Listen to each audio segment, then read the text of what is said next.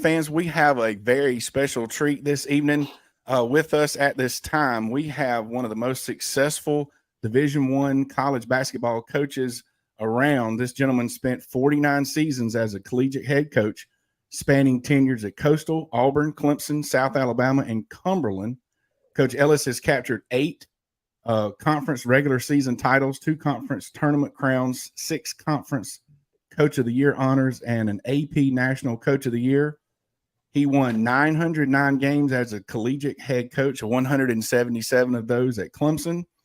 And along with those accolades, just another little piece of the list, not even the whole thing, 10 NCAA tournament appearances, 3 Sweet 16s, a member of the Alabama, Clemson, Cumberland, and Mobile Sports Hall of Fame, the ACC Coach of the Year in 1987, 1990, the winningest head coach ever in the state of South Carolina, Coach Cliff Ellis. Coach, how are you doing this evening?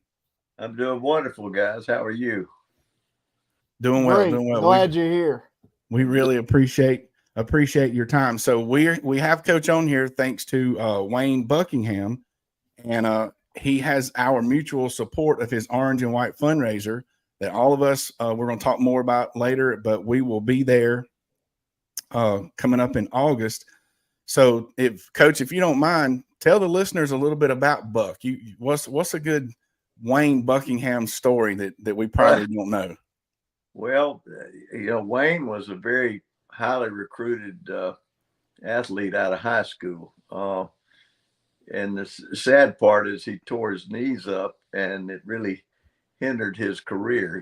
He was a potential NBA player, ended up playing in Europe, played on the 1990 ACC championship team, played in a reserve role, but of course we had Eldon Campbell and Dale Davis, so that's not a bad couple Pretty good. to be behind during that point in time. But I can remember the fact that he could actually jump over the hood of a car. Wow. And so back in the 80s, that was foreign stuff. And the fact that he could do that was amazing. He was a tremendous athlete. And unfortunately, his knees went out on him, and he never was able to reach, what his potential really was because of injuries. But he's a young man that held his head together and had a great career. He's had a good career. So how'd you, so back then, we didn't have all this internet and YouTube videos, and how'd you end up getting him to come to Clemson? Well, there was a camp called the BC camp, and it was not far. It was in Georgia, northern Georgia. I think it was not far from, I can't remember. It's between Atlanta and Clemson. And we saw him there. And, his high school coach had worked the camp. We just started making the connection, and he was from Tennessee, and my first college job was Cumberland College, which is not far from Bell Buckle. And then he had the Atlanta connection, so it just worked. It was just a fit. And comes from a great family, and he was. We were very excited when we landed him. I bet. Yeah. And I talked to him and he started talking. I never heard of Bell Buckle before. And it took me a minute to wrap my brain around that. So yeah, that's pretty good. Not a big place. It's not very big. Yeah. When you think back, what's your, or one of the fondest memories of being a coach at Clemson? Oh, without a doubt, winning the ACC championship. It's never happened. It had never happened before, and it never happened. I mean, it's just never happened. Mm-hmm. And to make that run when nobody ever thought that we could. Of course, in 1987, we had a guy by the name of Horace Grant, and we had several other players with him, Grayson Marshall and Chris Michael, and several guys that were a part of a great group of guys, and they finished second. And then in 1990, we were able to win it. And then without question, that is the one fond memory that stands out in my mind, because we had to win it. It was in the regular season. We had to beat North Carolina and Duke back to back. and we beat North Carolina the first game that week.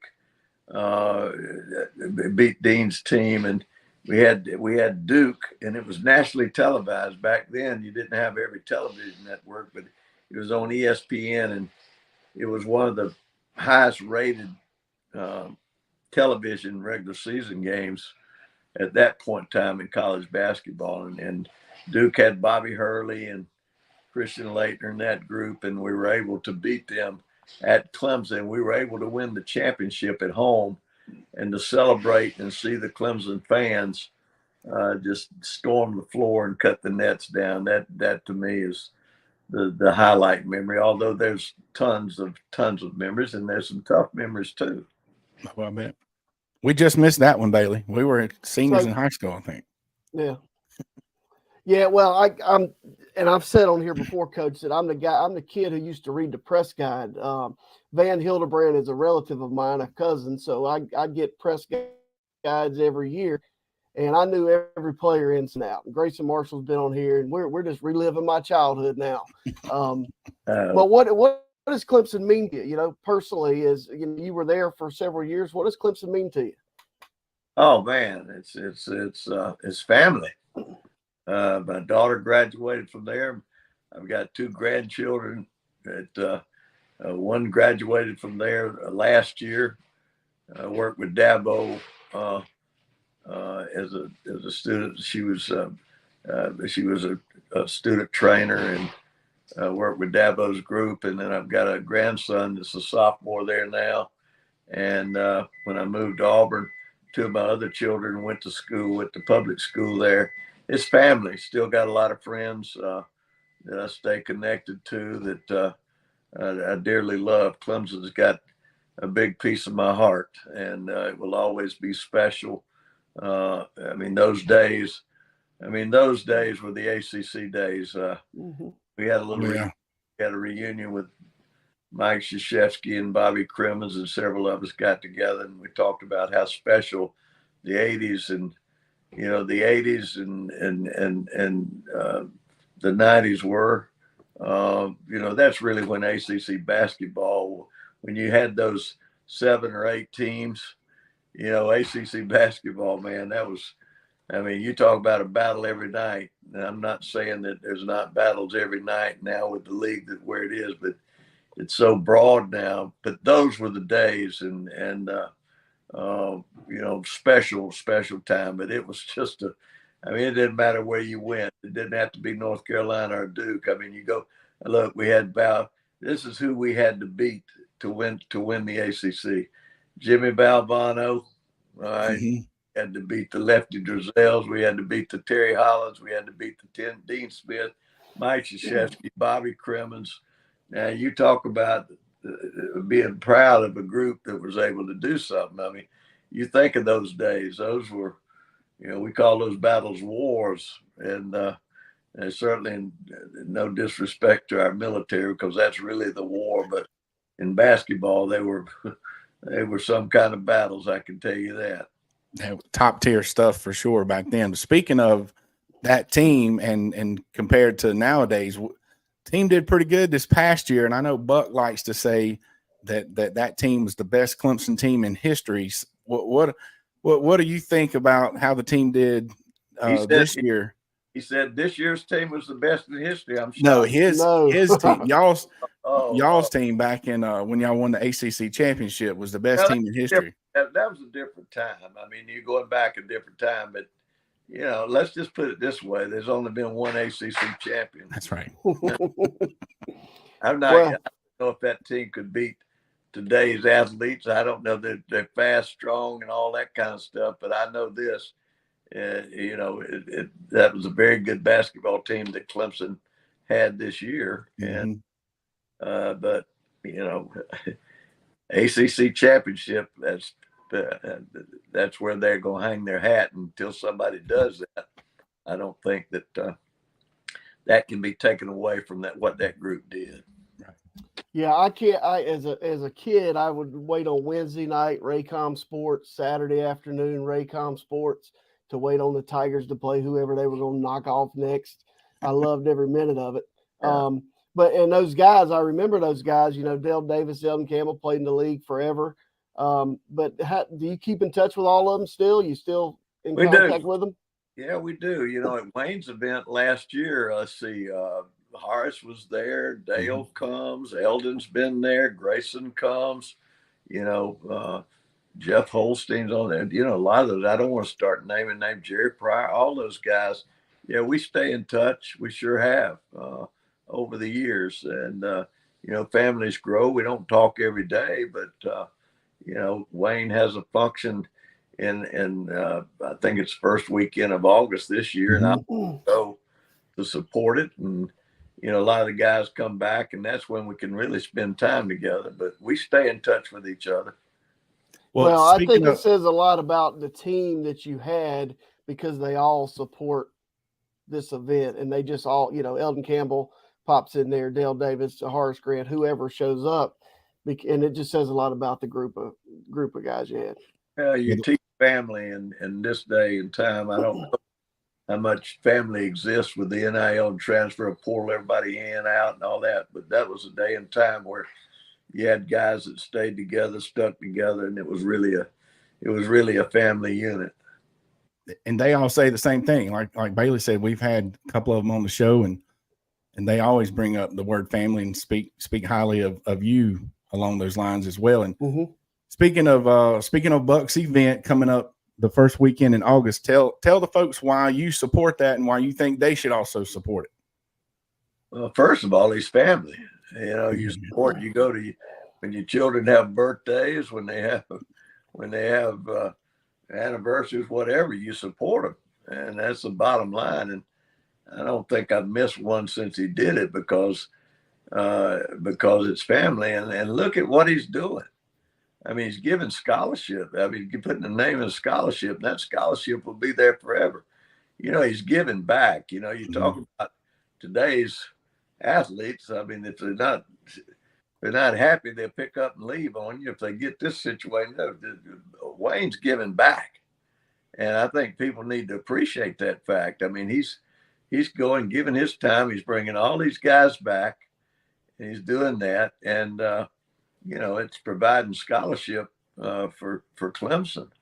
I mean, how can you not support something like that? And, you can't, if you really say you're Clemson and your family and you have a way to support something that gives back like this, I mean, you should do it, period. And I know we all give of our time to help Wayne do this, but I can't think of, and I'm not saying that this is accurate, but I don't know of any athlete that has given back more to a university or to Clemson as far as basketball is concerned, time and effort and going and being there and helping and lending a hand than Wayne Buckingham. And he's very appreciative of the fact that he got a degree from Clemson. I know he was very close to Miss Annie Tribble. Wayne went through his own hardships there at Clemson with his knee injury and different things, and he stood above all of it, and he's given back to Clemson. I can't be more proud of a student athlete or a player of what they're doing to give back than what Wayne is doing. Yeah, I'm proud of Eldon and Dale with all those NBA championship, Horace and all those guys doing what they did. I'm very proud of them. But I'm so proud of Wayne just for the fact that he's giving back. He's making a difference in people's lives, and that's what I always stress to our players. It's not just about basketball; it's about helping others. And when you're a college athlete and you're on campus, I would always try to say, hey, speak to the students. They're the ones that are going to support you. Learn how to operate. Let you speak. They may not speak to you because they too afraid to. When you walk across campus, you say, how you doing? Things of that type really promote who you are. And Wayne's promoted who he is by what he is. And, I'm just proud to see what he's done. Hey, man, I enjoy the event. And like you say, is supporting scholarships for kids to go to Clemson, and Wayne was open enough and to tell us that, it's specifically for kids that are getting into Clemson, but they have a minor learning disability. And he also raises money for, I think, his school supplies for some local children in the schools there. So it's definitely a good cause in the entire community, not just the university. And like Coach said, it is August 2nd, August 3rd, and August 4th. There'll be a tailgate on Friday night. There's an autograph signing event on Saturday, and then the gala Saturday night at Lakeside Lodge, and then the golf tournament on Sunday. So if you're listening, come support the event. Not just, fans like us. We love being around the former players and coaches like Coach Ellis and being able to meet them and talk to them. But you are giving back. You're being a part of what Wayne's doing, and we're really proud to be a part of it as well. But find all that information on our social media. Just find the links. If you Google Orange and White Alumni Weekend or anything like that, you can probably find it as well. But join us the first weekend in August and help us help Wayne, help Clemson and the community. Coach, we appreciate you being on. Is there anything else you think we need to add about that? Well, the one thing that I would say in addition to that is not just about basketball. Danny Ford, I don't know if there's not been a year when he hasn't been there to support it. I know Brad Burnell supported it, Dab supports it, but there's a lot of the football players that played back then. I mean, a lot of those guys that, they come every year. A lot of those guys back in the day, I know one of the Perry guys is there all the time, LeVon Kirkland. I start naming names, but a lot of those football players were there at that time, and they come back and support it too. I think it's wonderful to see the different athletes. I've seen baseball players from that time. I've seen golfers from that time. It's just, Wayne was a basketball player, but he's gotten a lot of support from the other sports too. And I did want to add that to you. And it was good being with you. I wish you the best, and I'll see you guys in August. Coach, thank you so much. Thank you very much. Absolutely. Have a good evening. All right.